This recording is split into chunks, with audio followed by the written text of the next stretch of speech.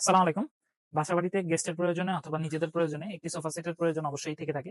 তো সেই ক্ষেত্রে আমরা কিন্তু গদি সোফাটাকেই প্রায়োরিটি বেশি দিয়ে থাকি। কেননা বাটাম সোফার ক্ষেত্রে আমাদের এক্সট্রা ভাবে কুশন কাভারের হ্যাসেল পোহাতে হয় এবং যার কারণে আমাদের কিন্তু কস্টিংটাও ওইভাবে একটু বেড়ে যায়। হ্যাঁ? বর্তমান সময়ে আমরা দেখে থাকি যে গদি সোফার চাহিদাটাই বেশ বেশি।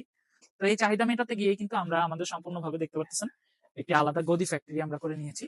তো এই গদি ফ্যাক্টরিতে কেবলমাত্র গদির কাজই চলে, অর্থাৎ গদি রিলেটেড যাবতীয় যত কাজ রয়েছে সেই কাজগুলো আমরা করে থাকি আমাদের ২ টি গদি ফ্যাক্টরিতে।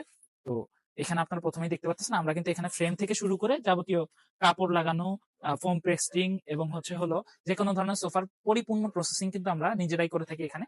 তো এইখানে ১ম এই আপনারা ফ্রেমগুলা দেখতে পারতেছেন আমরা কতটা সলিড কাঠের উপরে ফ্রেমগুলা করি এবং এখানে কিন্তু এখনো টায়ারের ব্যবহার করা হয়। আমরা কোন রকম ফিতার ব্যবহার করি না। এখানে একটি পুরাতন সোফা আমরা রিপেয়ারিং এর কাজ করতেছি। যদিও এটাকে রিপেয়ারিং বলা চলে না। কেননা এই সোফাটি যেহেতু আমরাই দিয়েছিলাম তাকে আমাদের কাস্টমারকে, সেই কাস্টমারই তার চাহিদা মাফিক তার রুচির পরিবর্তন হওয়াতে তিনি কাপড়টি বদলিয়ে নিচ্ছেন বেশ অনেকদিন ব্যবহারের পরে। তো এই পাশে আপনারা দেখতে পারতেছেন আবার একটি চমৎকার ভিক্টোরিয়া শেপের সোফা। তো এগুলাকে আমরা আপনারা জেনে থাকবেন যে ভিক্টোরিয়া গদি সোফা বলে থাকি। তো আলাদা ফ্রেমের মধ্যে আমরা কিন্তু ফ্রেমটা আমাদের কারখানা থেকে করে এনে এখানে গদি করতেছি। তো এখানে দেখতেছেন বোতামগুলার কাজ চলতেছে। রুইতন সেলাই করা হয়ে গেছে। বোতাম টানা দেওয়া বাকি রয়েছে। তো এখনো বেশ অনেকটা কাজ বাকি রয়েছে।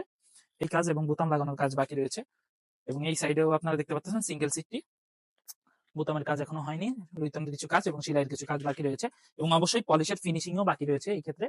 তো এই সোফাটির এই পাশে আবার আপনারা দেখতে পারতেছেন যে আরেকটি সোফা, যেটাকে কিনা আমরা এখনো নামকরণ করিনি। বেশ ইউনিক মডেলের একটি সোফা। ২ টি অথবা ৩ টি সোফার সংমিশ্রিত মডেলের মধ্যে এই সোফাটি করা।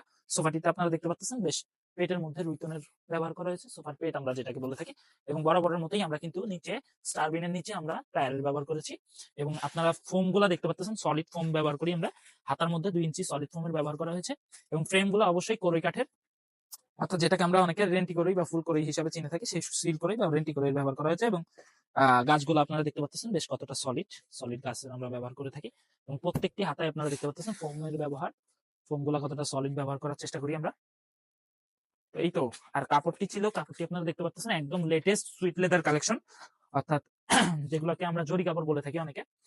বেশ এক্সপেন্সিভ একটি কাপড়, মোটা আদলে, মোটা শেডের আদলে, ডাবল লেয়ার কাপড়। তো সেই কাপড়ের আমরা ব্যবহার করছি। তো এই সেটের আদলে কিন্তু আরেকটি সিট আপনারা দেখতে পাচ্ছেন, অর্থাৎ 2 to 1 মোট ৫ সিটের এই সোফাটি। এবং তার এই সাইডে আমাদের আরেকটি ইউনিক মডেলের সোফা, যেটা কিনা আপাতত আপনারা দেখতে পাচ্ছেন যে বেশ কাত হয়ে রয়েছে। তো এই কাত হয়ে থাকা সোফাটি কিন্তু আসলে অনেকটাই কাজ বাকি রয়েছে, অর্থাৎ এখানে কিছু খুঁটা যখন সংযোজন করা হবে তখন সোফাটি আসলে এইভাবে দাঁড়িয়ে যাবে। তো এই সোফাটি এখনো অসম্পূর্ণ রয়েছে এবং এর সাথে বাকি সেট অর্থাৎ 2 to 1 এর বাকি যে ৪ টি সিট রয়েছে সেই ৪ টি সিট আমরা অন্য কারখানায় রেখেছি। এবং তার পাশাপাশি আপনারা দেখতে পাচ্ছেন প্রত্যেকটা ফ্রেম আপনারা এখানে দেখতে পাচ্ছেন